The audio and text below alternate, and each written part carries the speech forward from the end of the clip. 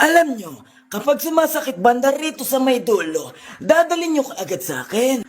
Ang kirot niya ay nagmumula sa baba, paakyat dito sa taas at umiikot dito sa likod. Dadalhin nyo madalas sa akin para aking nahihima. Ayan, dito sa may banda taas, ayan, taas natin ng konti. Huwag mo akong pigilan, alam ko ang ginagawa ko, ha? Oh, wait lang, himasin ko lang banda dito para maramdaman ko kung gaano kasakit. Ayan, yan, dyan yan talaga. Diyan nagsisimula lahat ng kirot na nararamdaman mo, iha. Kaya kung ako sa'yo, huwag kang maniniwala dyan sa boyfriend mo. Nandito lang ako, lagi lang nakaabang sa'yo. Hihimasin ko to maghapon. Sisimulan ko dito sa hinliliit hanggang sa hinlalaki. Alam niyo po ba, Manong? Nag-break na sila ng boyfriend niya kasi nalaman ko niloloko lang sila. Nga pala, magpinsang nga po pala kami.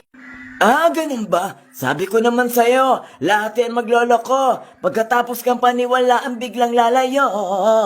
Opo, hindi po talaga ako makapaniwala na gagawin niya yun sa akin.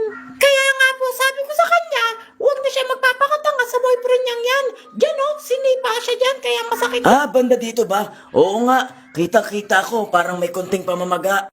Kitang-kita ko, magang-maga nga. Ang laki, Banda dito, sa likod ng tuhod mo, nararamdaman ko ang spark. May spark na tayong dalawa. Manong, gamutin mo na lang. Banda dyan yung masakit, Kung ano na pang sinasabi mo kasi.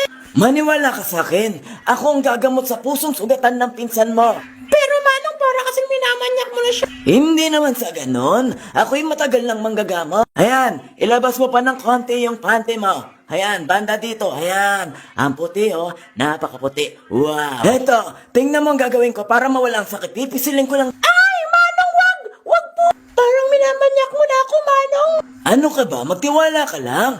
Pipisilin ko lang, titingnan ko kung nandito nang gagaling ang kirot. Talaga po ba, Manong? Ano sa palagay mo, pinsan? Parang wala akong tiwala sa mukha ni Iha, kumalma ka. Matagal na akong manggagamot. Gusto mo dakutin ko rin yan sa'yo? Kasi alam ko may tinatago kang karamdaman. Hindi mo lang alam.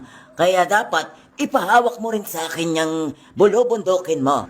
Alam mo bang mas matanda pa ako kay Enrile? 185 years na akong nabubuhay dito at nanggagamot. Kaya hawakan ko na yan. Ipahawak mo, iha. Huwag na huwag kang magrereklamo dahil alam ko ang ginagawa ko.